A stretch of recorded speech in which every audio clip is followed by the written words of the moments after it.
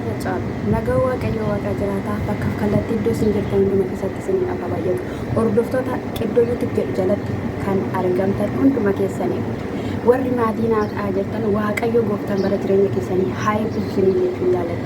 Guyyaa har'aa jechuudha. Guyyaa har'aa viidiyoo darbe keessatti kanan dubbadhe gooteettiin caaltuun jaartiin ajjii intalli shawaa nutti agarsiiste. Jaartii ajjii ishii hammaarraa bani fuula kee jettee jechuudha. Jalqaba irratti bani fuula kee yoo osoo hin jedhiin caaltuun mana akka isheen dhadhe argitaniitu mana qulfii ajjirraan koppii godhadhee sanaa booddee gara mana isaatii deemi banadheeni. Kanaaf xiiqiidhaanii maal qabda jettee maal jettee naa baraa turte. Amma garuu seenee kunoo taa'ee san eegaa ture dhufuu hin dandeenye jettee yeroo duraa irratti jechuudha. Viidiyoo duraa irratti.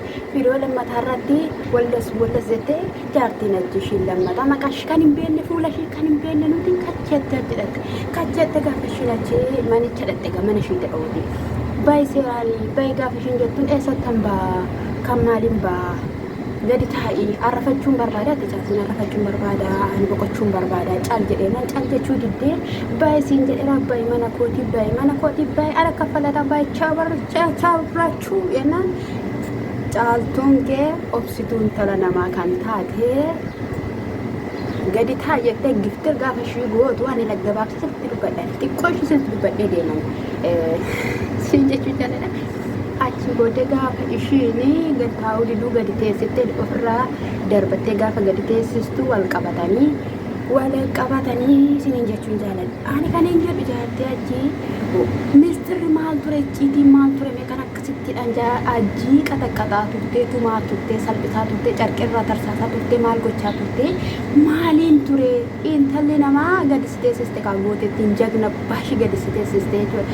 Achi booddee mul'isi hiikofirraa yennaan ofirraa hiikuu diddee sana booddee jechuudha. Caaltuun shatat irraa goote. Shatat kaweechuun amma kakkinoo. Anshakil jetteen caaltuun jechuudha. Anshakil fuula kee shaffanattee hati heenyu. Hati heenyu kan boqonnaa na dhowwi hati heenyu kan akkana godhattu kan taaphaate heenyu jettee shatat gafirraa gootu luf jettee baate jechuudha. Hin baate mana keessa hin baate jechuudha. Eessatti hin jedhame akkasittiin eessatti. Garuu akkasitti hin deemtu baatawii kootii kan uffatte gubbaa irratti jira qamisa irratti kan uffatte jira sun baaftee ofirratti shaffanatti malee macham akka ittiin hin deemtu irratti fakkaate akkasittidhaan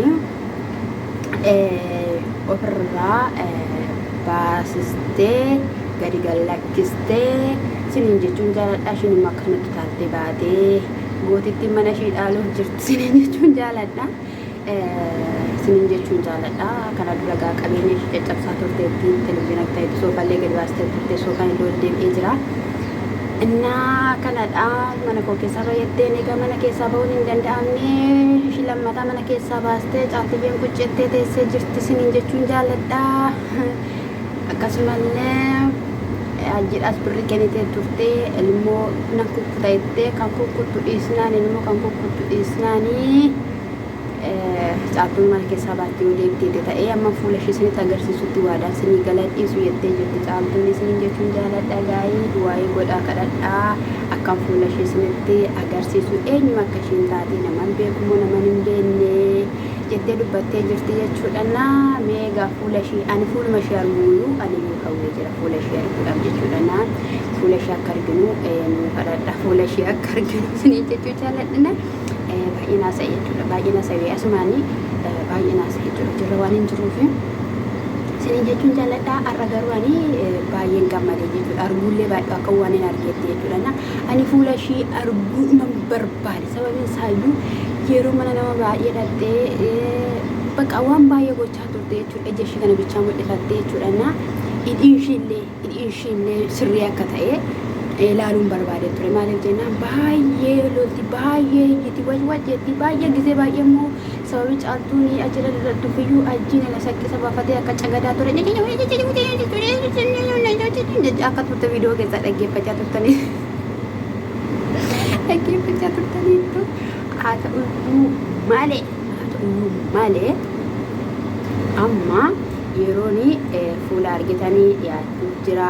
Anillee yeroon arguudhaaf jedhu dhiyaachaa jira waan ta'eef qophiidhaan eegaa filaansii dhiyaataa caaltuun inuma isin agarsiisa jetteetti.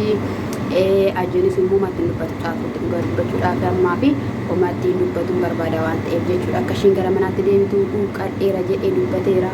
Miidhameera da caaltuun manaa deemtee caaltuun keessummaa yoo fidadhee dhufee keessummaa kun kabajii ati garuu keessummaa kun kabajuu hin dandeessu manatti dhiistee nyaata qopheessitee na eegennan isteettaa otoo hin qopheessiin bakka barbaadee akka barbaadee ta'aa jirta. Kanaafuu caaltuun intala namaati jedhee akkuma dubbachaa ture.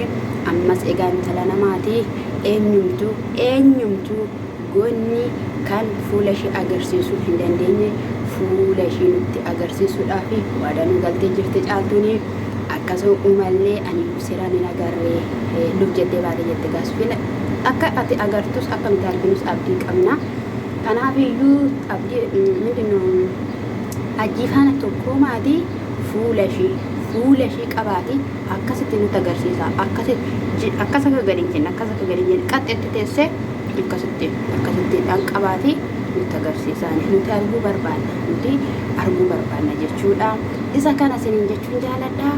Asumaan viidiyoo koo kanammoo sinu beektu gochaa jirtu waan ta'eef ani sanitti dhugaa dubbachuudha. Yeroo argitan jechuudha kan nama ajaa'ibu yeroo argitan jechuudha. Yeroo viidiyoo koo argitan xaqqa gootanii bira darbaa jirtu dhugaa dubbachuudha. Xaqqa giseen lama xaqqa gootanii bira darbaa jirtu. Subscribe doonii tuttanii laayikii naa gootanii bira naa darbaa jirtu waan ta'eef guddaan sin jaaladha, guddaan sin kabaja. Lammii koo naaf eebbifamaa siniin jedha. Guyyaa gaarii shaadhamu.